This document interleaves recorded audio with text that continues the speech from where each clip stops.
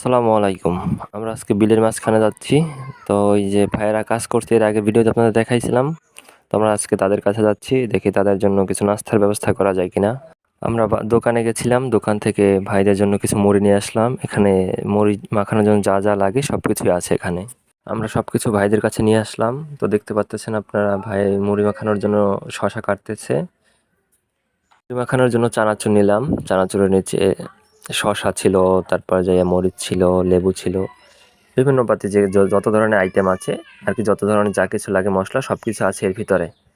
তো মুড়ি মাখানোর জন্য যেটাকে আমরা নিচে, এটাকে বালতি বলে বরিশালের ভাষায়। মুড়ি মাখানোর প্রসেস শেষ, এবার খাবার পালা।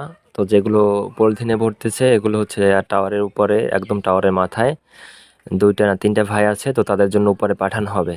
তো তারা তো আর নিচে নামতে পারে না, নিচে নামলে হয়তো বা তাদের সময় লাগতো, এই জন্য তাদেরকে রশির মাধ্যমে উপরে পাঠানো হবে।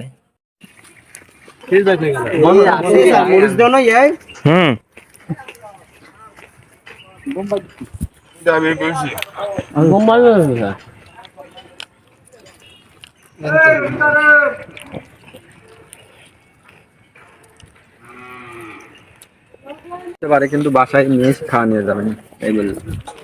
হ্যাঁ, নিয়ে যাবেন, খাবার নিয়ে যাবেন, তাই নাকি খাবার রাখতে বলি।